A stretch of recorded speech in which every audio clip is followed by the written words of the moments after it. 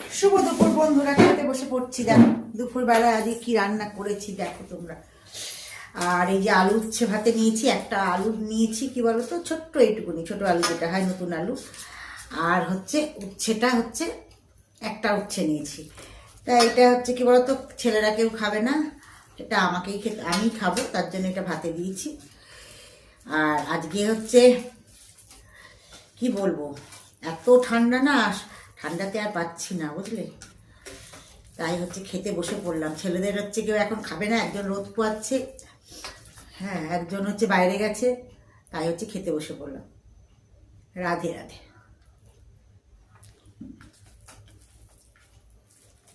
তা খাওয়া দেখানোর ভিডিও বন্ধুরা আমি দেখাই না, এমনি লাঞ্চে থালা দেখাই।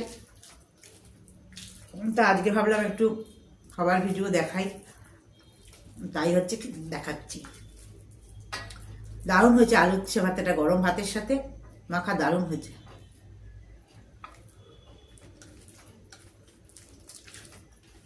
বুঝেছো? আর আজকে পালং শাক করেছি, তোমাদের দেখিয়েছিলাম, গাছের থেকে শিম তুলেছি আর বড়ি দিয়ে, আর ইয়ে দিয়েছি, চিংড়ি মাছও দিয়েছি, আলু শিম বড়ি চিংড়ি মাছ দিয়ে পালং শাক করেছি।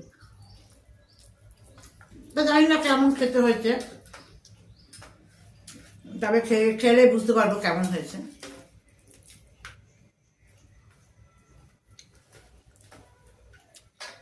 আর এদিকে করেছি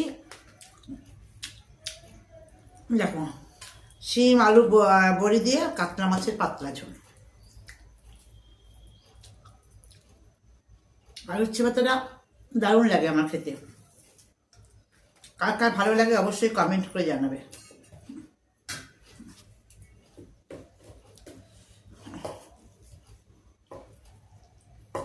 তা আমি আবার কি বলতো, বা হাত দিয়ে তুলতে পারি না বন্ধুরা,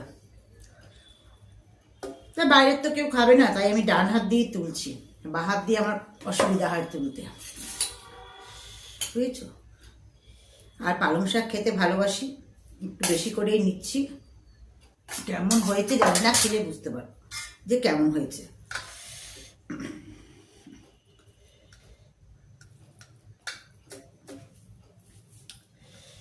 আর বড়ি, বাড়িতে বানানো বড়ি, বড়িটা আমি দিয়েছিলাম বাড়িতে।